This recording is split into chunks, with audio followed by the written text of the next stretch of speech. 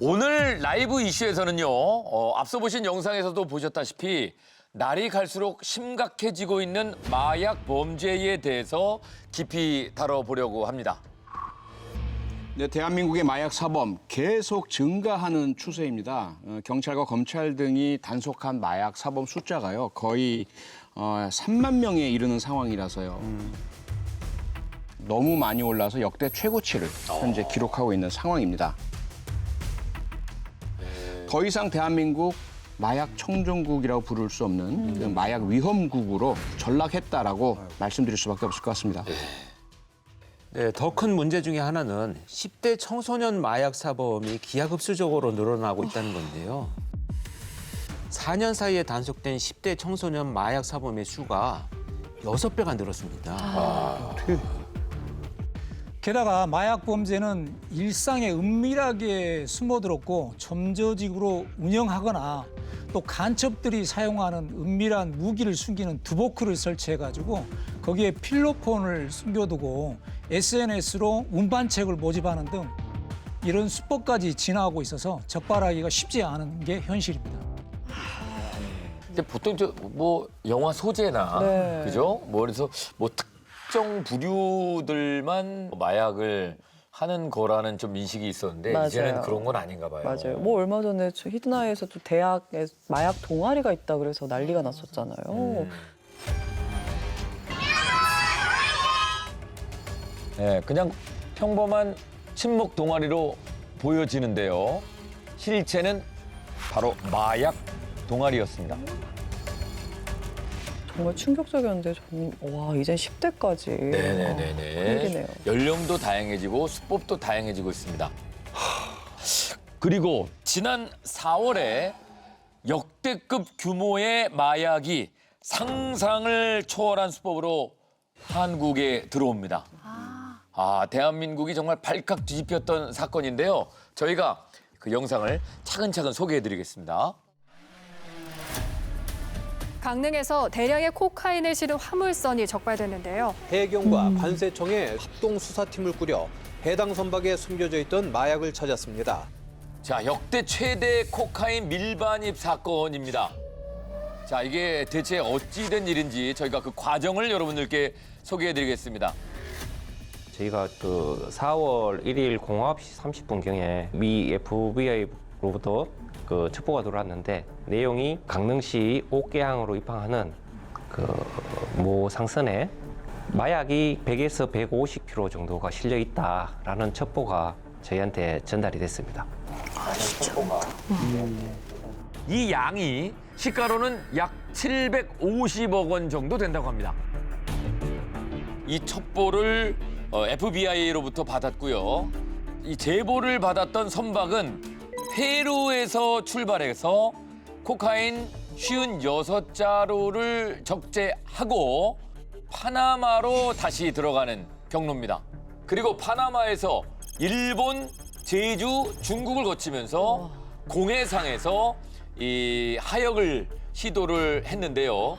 하지만 당시에 기상 악화로 이 하역에 실패하게 되고 배는 다시 방향을 틀어서 당진항, 중국을 거쳐 옥계항에 입항할 예정이라는 첩보를 다시 또 받게 됩니다. 이 배인데요, 인근 군부대에서도 선박의 움직임을 집중 감시했습니다. 자, 그리고 올해 4월 2일 오전 6시 30분쯤 강릉 옥계항의 모습입니다. 자, 이 마약이 적재되었다는 제보를 받은 선박이 옥계항에 입항하자마자 합동수사팀이 수색에 나섭니다. 이 선박이 뭐 길이가 한 190m로 그리고 톤수도 뭐 한 3만 톤 이상이 되고 뭐 비교적 큰 대형 상선이더라고요. 뭐 그렇다 보니까 수색 범위가 워낙 넓고 장시간 계속 진행되다 보니까 이 배의 크기는 어림잡아 한 63빌딩 정도? 네. 와 63빌딩을 다 수색한다는 느낌인 거잖아요. 네. 와, 자, 이거 뭐 어마어마하다. 엄청나게 큰 배를 수색을 해야 되는데요. 그래서 이제 대규모 코카인 수색을 위해서 많은 사람들이 움직입니다. 그리고 다시 한번 수색 작전을 검토합니다. 메인이 지금 기관실 팀들이거든요. 해양 경찰이 주도하면서 수색 작전에 들어가는데요.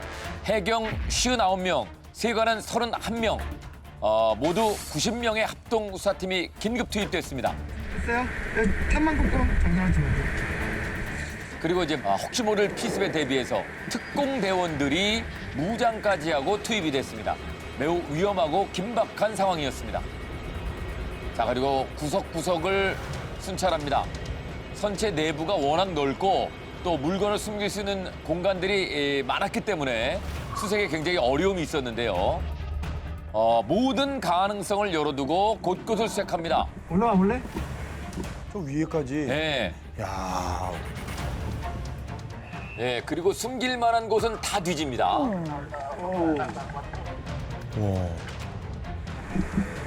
탐지가 왔네? 자, 마약 탐지견이 왔죠? 탐지견이야지. 네, 대규모 인원뿐만 아니라 마약 탐지견까지 투입이 됐어요. 자, 이때 마약 탐지견이 꼬리를 흔듭니다. 대단해. 와. 찾았어. 오, 앉았다. 앉았어. 앉으면 저건데. 그렇죠. 마약 은닉 장소로 의심되는 곳을 발견했습니다. 대단하다 진짜. 저 탐지견 없었으면은 진짜 찾기 힘들어요.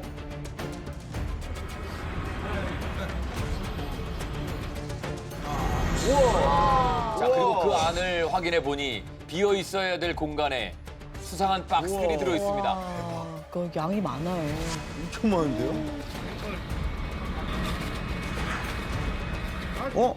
아, 명품 저걸로. 자, 그리고 박스 안에 물건을 뜯어 보니까 잡았다. 흰색 가루가 있었습니다. 와, 영화다 진짜. 와. 자, 그리고 마약 반응 간이 검사를 실시한 결과 박스 속에 있었던 내용물은 코카인 양성 반응을 보였습니다. 한 줄이면 양성이군요. 와. 애초에 첩보는 100kg에서 150kg이었는데 예상했던 것보다 훨씬 많은 약 20배나 더 많은 무려 2톤가량이었습니다. 엄청 많은데? 네, 2톤가량이었습니다. 와, 큰일 날 뻔했어 정말. 2톤? 2톤가량의 마약이 발견됐습니다. 야, 저기 다 수요가 있으니까 들어오는 건데. 네, 여러분이 보신 저 장면은요, 국내 역사상 최대 규모의 마약 밀반입 현장이었습니다. 이 규모가 도대체 어느 정도였냐 하면은요, 이 사건 이전에 기록에 남아 있었던 가장 최대 규모의 마약 밀수 사건이 2021년 필로폰 404kg 네, 밀수 사건이었거든요. 네.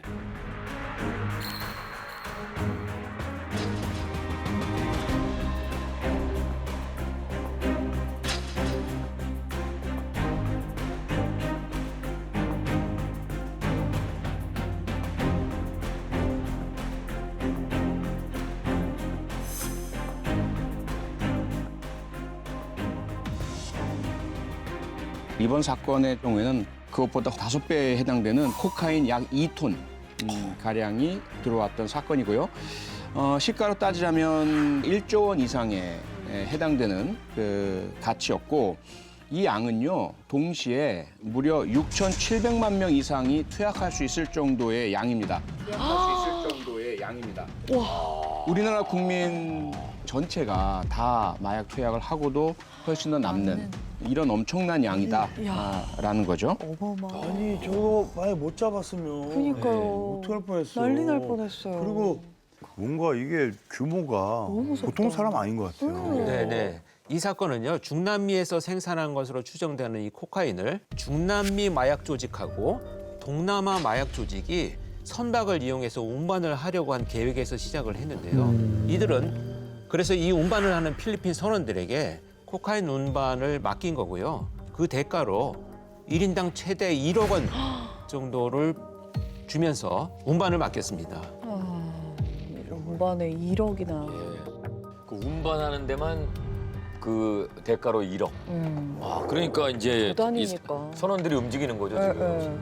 혹하겠어요. 한국에서 걸렸잖아요. 예. 그러면은 어떻게 코카인을 배에 실은 거예요? 이번에는 상당히 그 첩보에 입각한 작전을 통해서 확보하긴 했는데 원래 세관 검사가 엄청나게 엄격하거든요.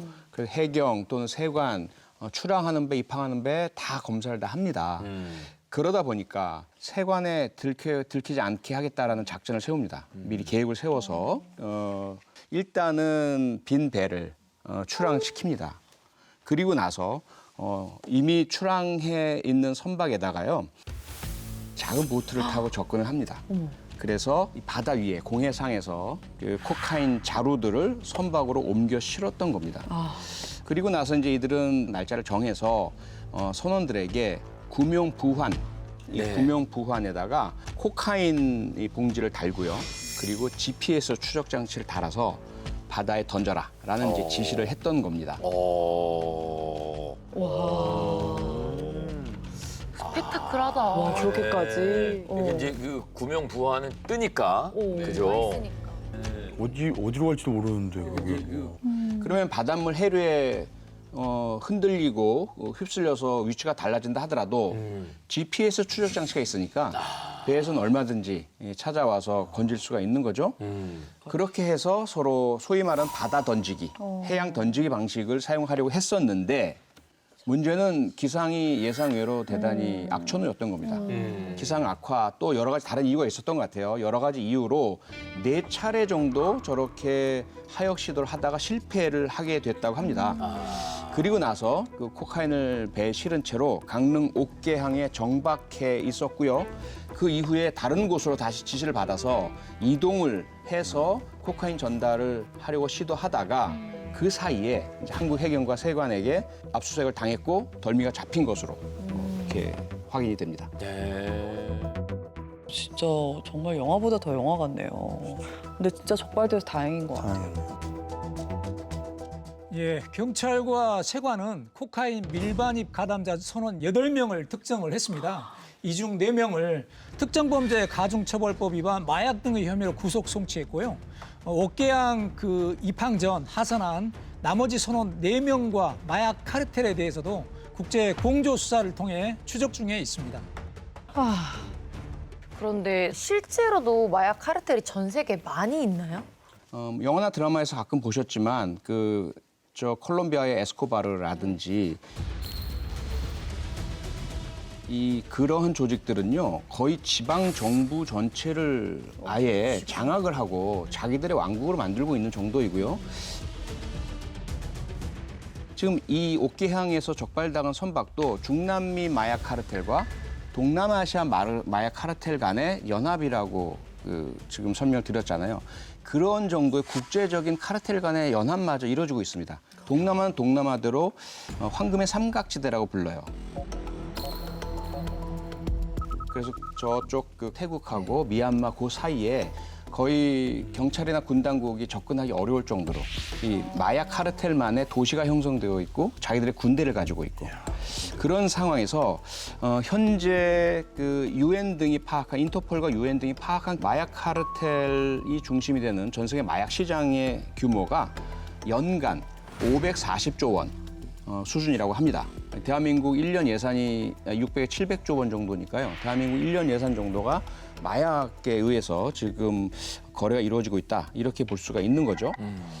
그리고 또 해외에 있는 마약 카르텔이 미국과 유럽의 단속 강화로 기존 유통로가 차단되니까 이제 새로운 우회 통로로 우리나라와 동남아시아를 활용하고 있는 그런 가능성이 높습니다. 그 근거로는 2018년부터 2021년 사이에 부산항을 중심으로 적발된 코카인만 해도 약 600kg을 넘어섰으며 지난해 8월에도요. 캐나다인 마약 조직원이 콜롬비아에서 건축용 페인트를 수입하는 것처럼 속여가지고 부산항으로 액산 코카인을 밀반입해가지고요.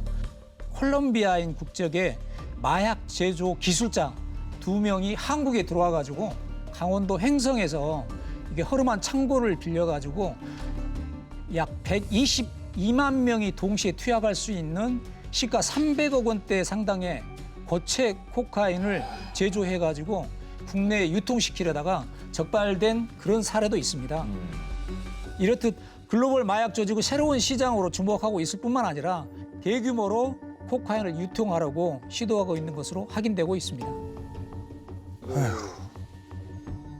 자, 지금까지 아주 유례없는 대규모 마약 밀반입 현장을 보셨는데요. 이번에는 마약 때문에 발생한 참혹한 사건 영상입니다. 함께 보시죠. 어느 한 골목을 흰색 승용차 한 대가 지나가고 있습니다. 자, 그런데 이 흰색 차량을 검은색 차량이 막습니다. 사람들이 내려요. 그리고 갑자기 그런데 흰색 차량에게 테러를 가합니다. 네. 흰색 차량이 도망가려고 하는데 벽과 차량에 끼어가지고 도망가는데 실패합니다. 자, 이 사람들이 지붕까지 올라가서 난동을 막 부리는데요.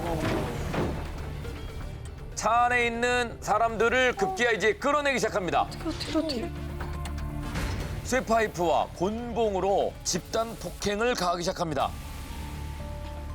이 쓰러진 사람들을 뒤로 한 채 가해자들은 유유히 사라졌습니다. 뭐야? 아, 대체 이 일은 왜 일어난 걸까요? 아니 약간 뭔가 약간 영화에서 볼 법한 장면 아니에요? 약간 나를 배신한 맞아. 뭐 조직원을 응징하는 거. 응징하는 약간 그런 장면처럼 보여가지고. 너무 무섭다. 폭행을 당한 저 2명의 남성은 각각 러시아, 우즈베키스탄 국적의 외국인이었습니다. 그런데 이 사람들이 누구냐 하면 이 사건 전에 국내에서 활동을 하는 외국인 마약 조직의 판매책을 흉기로 위협을 해서 마약을 빼앗은 사람들입니다.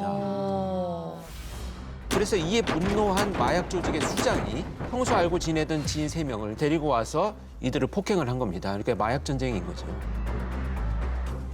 해당 조직 구성원 대부분이 우즈베키스탄 국적의 고려인들이었는데요. 원료 공급책, 마약 제조책, 판매책 등 조직적으로 분담해서 신종 마약을 만들어 왔었고요. 그동안 우리나라에서 약 1년 동안 마약을 판매해오고 있었다고 합니다. 1년이면 와.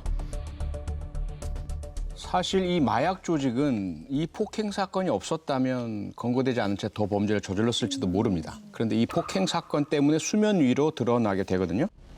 검찰은 이들을 기소하면서 범죄단체 조직죄를 적용하게 됩니다. 이 범죄단체 조직죄는요, 자기들끼리 결성해서 범죄를 저지르겠다라고 한 조직이다 확인이 되면 이들이 하려 한 범죄 혐의에 대한 모든 형량이 다 모든 조직원들에게 적용될 수가 있습니다. 마약 사범으로는 최초로 범죄단체 조직죄가 적용이 된 겁니다. 결국 조직원 16명을 기소했거든요. 이 마약 조직의 수장에 대해서는요, 징역 10년형 이 법정에서 선고가 되었고요. 나머지 조직원들 최대 징역 7년형을 선고받게 됩니다. 그동안은 영화나 드라마에서 남의 나라 얘기구나 생각했겠지만 이제는 우리 대한민국도 마약의 수입, 소비, 유통에 이용당할 가능성도 매우 커졌다. 마약은 절대로 이제는 남의 이야기가 아니다. 우리 이야기다. 경각심을 가져야 될 것 같습니다. 이번에는 마약을 숨기기 위해서 기상천외한 방법을 동원한 사건들을 여러분들께 소개해드리겠습니다. 인천공항의 한 남자가 말레이시아 국적의 여행객이었는데요. 이 남자가 몸에 뭐를 둘둘 칭칭 감고 들어왔죠. 상체에 필로폰을 테이프로 칭칭 감아서 밀반입하다가 적발이 됐습니다. 처음 무조건 걸리는 거 아니야? 이 사람이 가져온 필로폰의 양은 7.4kg, 24만 명이 투약할 수 있는 양이었습니다. 자, 그리고 여기는 인천공항 검색대입니다. 지금 한 세간과 몸싸움을 벌이고 있는 여성의 모습이 나오는데요. 마약 검사를 피하기 위해서 도망을 가려다가 붙잡혔는데 몸싸움을 하면서 본인의 손가방을 놓지 않고 있습니다. 자, 뺏었죠? 그리고 현장에서 이 여성의 가방을 공개합니다. 자, 열어서 보니까 저렇게 갖고 온다고? 대놓고 그냥 가져오는 것만 그냥. 네. 케타민 약 1kg이 적발이 됐습니다. 시가 1억 5천만 원 상당의 양이었습니다. 자, 그리고 여기는 김해공항입니다. 한 남자의 모습, 검은색 옷을 입은 사람, 걸음걸이가 조금 어디가 불편해 보이죠? 신발 밑에? 자, 이 남자가 가는 데를 따라가 봤어요. 이상한 걸음걸이라서 보니까 전화를 받으면서 화장실에 들어갔는데 잠시 후에 나올 때의 모습을 보니까 나올 때는 가볍네. 걸음걸이도 정상적이고 멀쩡합니다. 아까 좀 불편해 보였는데. 자, 그리고 2달 후에 이 남자가 다시 화면에 잡힙니다. 이때도 이상한 걸음걸이로 화장실로 들어가요. 그래, 그죠. 근데 이번에도 나올 때는 또 멀쩡히 걷습니다. 뭐 불편한 데가 없어요. 적발을 해보니 가랑이 사이에 마약을 숨겨서 화장실로 이동해서 가방으로 마약을 옮겨서 나오는 거였습니다. 이 남자의 가방 속에는 케타민 210g, 엑스터시 400정이 발견됐습니다. 양이 많아요. 무려 4천 명이 동시 투약할 수 있는 양이었습니다. 아니 저게 참 너무 대범해. 그렇습니다. 영상처럼 옷이나 소지품에 마약을 숨겨오는 사람들을 속칭 지게꾼 또는 보디패커라고 하는데요. 이들은 공짜 여행을 시켜준다거나 쉽게 큰 돈을 벌 수 있게 해준다는 SNS 글을 보고 온 마약 운반책들인 경우가 많습니다. 마약을 숨기는 방법이나 운반책을 모집하는 것도 보다 더 교묘해지고 지능화되고 있습니다. 진짜 범죄를 사주하는 사람들은 뒤를 숨고 이런 사람들이 이용하는 거죠. 그래서 공항 세관의 대응 방식도 진화하고 있는데요. 열화상 카메라 같은 이제 최첨단 장비를 적극적으로 사용을 하고 있고요. 특히 파장을 이용해서 1g 정도의 소량의 가루도 3초 만에 찾아낼 수 있는 밀리미터파 신변 검색기라는 게 있습니다. 이것까지 설치를 해서 신체에 숨긴 마약을 정확하게 찾아낼 수 있게 되었는데요. 탑승객의 여행 경로, 패턴, 또 예약 시점, 전과 이런 것들을 종합적으로 분석을 해서 마약 우범자들을 미리 선별을 하고요. 여행자 정보 사전 분석 제도 이런 것들을 활용을 해서 위험군들을 밝혀내는 일들을 하고 있습니다. 너무 든든하네요. 미리 그렇게 좀 사전에 방지를 하면 좋을 것 같아요. 그런데요, 또 다른 문제가 있습니다. 저렇게 이제 몸에서 들고 들어오는 것이 아니고 최근은요, 마약의 대부분이 국제 우편 혹은 특송을 통해서 국내에 밀수된다는 건데요. 정말 상상할 수 있는 모든 곳에 마약을 은닉해서 보내고 있습니다. 그 현장을 직접 한번 여러분들 영상으로 보시죠. 네. 편. 자, 여기 보시면 국제 우편물 하나를 개봉해 보니까 사탕이 있어요. 사탕. 대용량 사탕 봉지가 나왔는데 사탕 포장지를 까보니까 엑스터시가 나왔습니다. 저거 어떻게 잡아요? 저거를 그러니까 하나 어떻게 딱 어떻게 딱 뜯지? 여기는 태국발 특송 스낵입니다. 과자인데요. 과자류 포장을 뜯어보니까 이 안에 야바가 나옵니다. 야보가 뭐야? 야바가 뭐야? 저 대마보다 훨씬 더 강한. 네. 이 화장품은 헝가리에서 온 건데요. 화장품 속에 의문의 봉지가 다량 발견됐습니다. 확인해 보니까 이 안에는 가루가 나왔고요. 마약 반응 검사를 해보니까 케타민 양성 반응이었습니다. 어떻게 해야 돼? 이건 풍선입니다. 풍선 안에 필로폰 2.83kg이 들어있었습니다. 자, 오징어 몸통을 분리해 보니까 의문의 봉지가 나왔습니다. 어머, 내장처럼 저렇게. 거기에 케타민을 음닉해가지고 반입을 시도했습니다. 이야, 참 어리석은 거죠. 야 저게 이제 해외 우편 같은 게 한두 개가 아니잖아요. 그렇죠. 전 세계에서. 전 세계 뭐 수백만 개 뭐 초콜릿 포장지 안에 있는 거를 어떻게 잡는 거예요? 야, 이거 다 잡아낸다는 게 어려울 것 같은데요. 저 보시면요, 각각의 방식마다 이유가 있습니다. 어떠한 그 포장이나 그 위에 숨긴 물체는요, 엑스레이에 걸리지 않는 물체가 있고요. 오징어 같은 경우는 마약 탐지견의 후각을 교란시키기 위한 목적인 것으로 보이고요.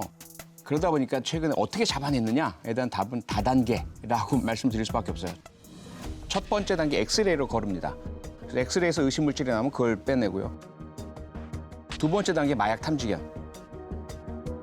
이 두 단계에서도 걸리지 않는 그러한 어떤 물체가 있을까 봐 패턴 분석을 미리 해가지고 의심되는 물체를 또 분류합니다. 그리고 나서 정밀 감정 분석을 하는 거예요. 이런 식으로 다단계에 걸친 노력을 하지 않는다면 발견해낼 수 없는 방식으로 은닉하고 운송을 하고 있습니다. 그리고 놀랍게도요. 관세청에서 AI 위험 관리 시스템 이런 것들을 개발을 했습니다. 그래서 2026년 통관 현장에서 직접 적용이 될 예정인데요. 고위험 물품은 집중 검사를 통해서 바로바로 찾아낼 수 있도록 이런 시스템을 도입할 예정입니다. 마약범들이 수법이 지날수록 기술도 그에 따라서 좀 진화가 돼서 다행이네요. 빠져나갈 구멍이 없게. 다 처벌받는 거죠? 보내는 사람, 받는 사람 주소 보고 다 처벌받는 거죠? 찾아내서 국제 공조가 이루어지니까요. 그럼 그 외국 당국에 이제 수사를 해서 잡아내고 합니다. 네. 기상천외한 마약 밀수 사건들을 보셨는데요. 지금부터는 왜 마약을 하면 안 되는지, 마약 투약이 어떤 결말을 맞이하게 되는지 충격적인 마약 난동범들의 모습을 여러분들께 보여드리겠습니다. 새벽 6시 40분쯤에 접촉사고 신고를 받고 경찰이 출동을 합니다. 승용차와 덤프트럭이 접촉사고가 났는데 도로에 서 있습니다. 아유.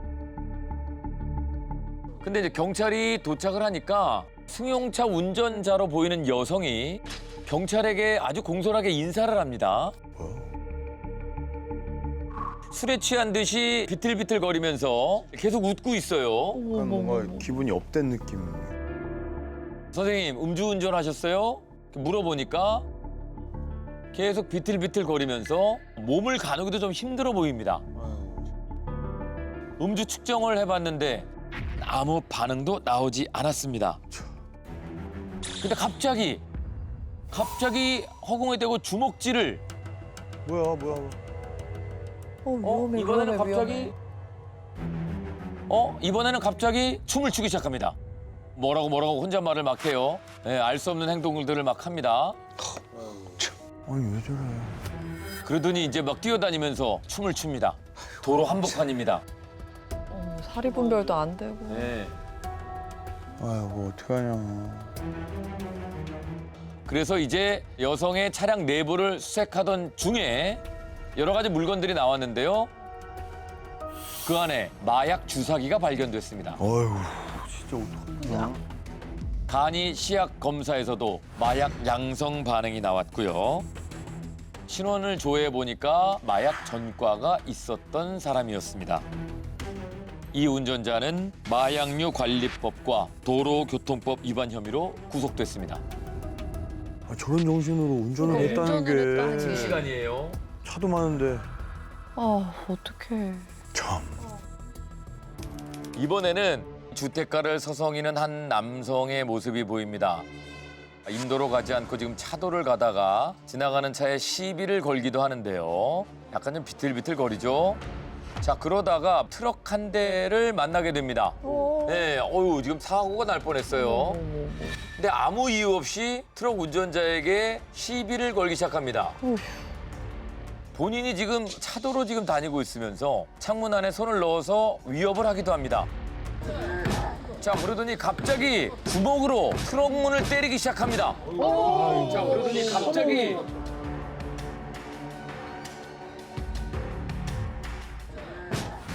와 진짜 세게 때린다.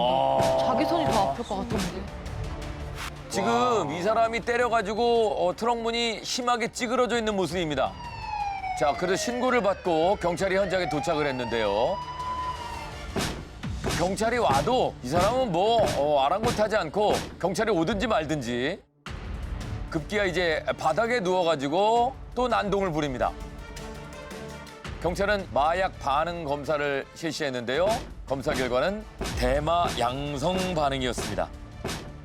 와, 대마도 저렇게 되는군요. 근데 대마가 저렇게 된다고요?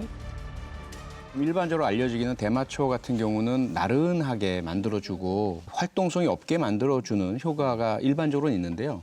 장기간 복용을 한다든지 또는 농축도가 높은 것을 복용한다든지 이럴 경우에는 환각을 느끼는 경우들도 있습니다. 그리고 보시다시피 마약을 복용한 사람의 행동이 참 다양합니다. 그건 그만큼 마약이 뭔가 새로운 것을 만들어내주기보다는 내 뇌 속에 있는 것들을 상기시켜주는 거예요. 어떤 사람은 분노가 표출돼서 공격으로 나타나고 어떤 사람은 조점 형태처럼 춤추고 노래하고 이렇게 나타나거든요. 마약이 가지고 있는 이런 부작용들 너무나 심각하고 더 중요한 거는 마약은 마약 효과가 끝났을 때 금단 증상이 너무 힘들고 괴로워서 다시 마약을 찾게 만듭니다. 그러니까 그런 부분들 생각하셔서 이 마약은 정말 접근도 하지 마시고 생각도 하지 마셔야 됩니다. 저 남자분이 막 트럭을 엄청 세게 치는데 만약에 그게 차가 아니고 그 뭐 학생들도 있었잖아요. 학생들이나 어떤 사람들에게 했으면 너무 무서울 수 있는 상황이었어요. 맞습니다. 저 때가 바로 오후 4시경이었는데요. 학생들이 학교 시간이었습니다. 학생들을 대상으로 저 정도의 폭력을 휘둘렀다고 한다면 굉장히 위험할 뻔한 상황이었던 거죠. 다행히 한 중학생이 하교를 하고 집에 가는 중에 이 남동을 부리는 남성을 보자마자 바로 파출소로 뛰어가서 신고를 해서 현장에 경찰이 출동을 하게 됐습니다. 얼마나 무서웠을까. 너무 대견하네요. 근데 신고는 했는데 진짜 놀랬을 것 같아요, 학생도. 그렇죠. 특히 이 남성은 체포되는 과정에서 욕설을 하기도 하고요. 또 바지를 내리기도 했는데 경찰에게 이게 내 신분증이다라고 하면서 소리를 지르면서 던진 것이 뭐냐 하면 대마초가 들어있는 은색 통이었습니다. 이건 뭐 살이 분별이 안 되는군요, 지금. 그 당시 트럭 운전자는 갑자기 멱살도 잡히고 남성이 트럭 문이 찌그러질 정도로 주먹질을 하니까 엄청난 공포감에 휩싸였나 봅니다. 그래서 진술서를 쓸 때도 글씨를 제대로 쓰지 못하고 이렇게 손을 덜덜 떨고 그랬다고 합니다. 괜한 사람은 피해보는 거니까. 트라우마가 생겼을 것 같아요. 왜냐면 차 문 손상된 상태를 봤을 때는 무서웠을 것 같아요, 진짜. 그러니까요. 실제로 지금 영상을 통해서 본 이 마약 문제는 굉장히 심각하다는 걸 우리가 느낄 수 있었습니다.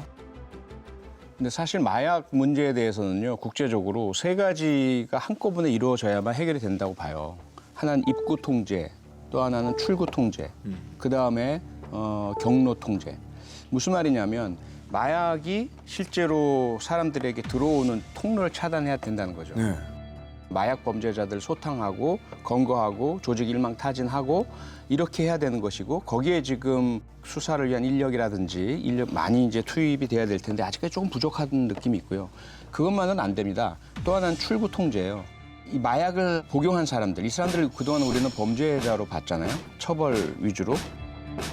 그런데 처벌하면 이 사람들은 거의 대부분 재범을 합니다. 그 이후에 일상으로 돌아오기 힘들죠. 이 마약 복용자들을 환자로 보는 시각. 처벌은 처벌대로 당연히 하더라도 반드시 이들이 재범하지 않도록 마약 중독을 해소할 수 있는 그런 치료책을 마련해야 하고요. 이 부분에 대해서는 투자를 해야 되고 그다음 이제 새로운 경로로 등장한 SNS 등 온라인, 비대면 그러한 전달 방법들에 대한 환경 개선 이런 부분을 통해서 마약의 전체적인 그런 시장 자체를 위축시켜야 하고 근절을 해내가야만 마약 문제가 해결이 됩니다. 네. 더 이상 한국이 마약 청정국이 아니라 마약 위험국이 되었다는 사실이 참 안타깝기도 하고 씁쓸하기도 합니다. 마약은 단순한 일탈이 아니라 삶 전체를 파괴하는 중독의 시작이 될 수 있다는 사실을 기억하시고 우리 사회 전체가 경각심을 갖고 대비를 해야 되지 않을까 싶습니다. 자, 오늘 히든아이 여기까지입니다. 고맙습니다.